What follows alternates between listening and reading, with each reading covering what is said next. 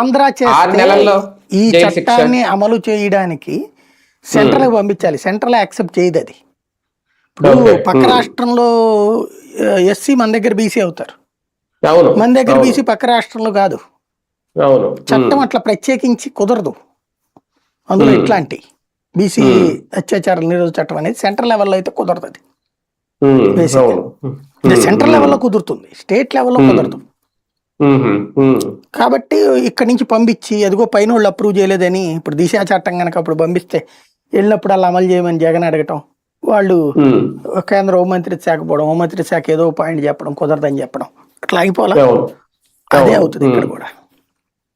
అంటే ఫైనల్ గా ఈ చట్టం అప్పుడు పాపం రూపకల్పన అది అయితే సెంట్రల్ అని చెప్పి తోసేయచ్చు మనం. అవును, అంటే ఇప్పుడు కూడా అలాగే జరుగుద్ది అంటే ఒకవేళ అంతే ఉంటది అప్పుడు. అదే చేయొచ్చేమో.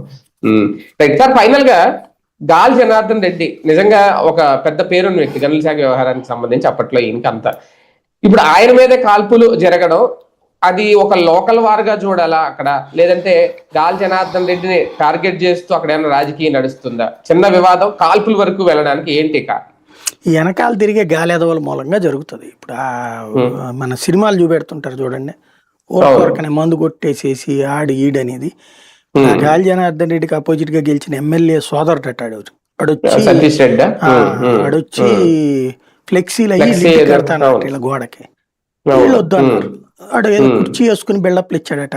తమిళ సినిమాలు ఎక్కువ చూస్తాడు అనుకుంటాడు మరి, తమిళ సినిమాల్లో వీళ్ళలాగా బిల్డప్ ఇచ్చాడు. అక్కడ గొడవ జరిగింది. పెద్ద పెద్ద ఇష్యూస్ కాదు, కంట్రోల్ లేని రాజకీయ నాయకులు పోలీసులు తాబేదారులుగా పనిచేస్తే తయారయ్యే దరిద్రులతో వచ్చిన గొడవ అది.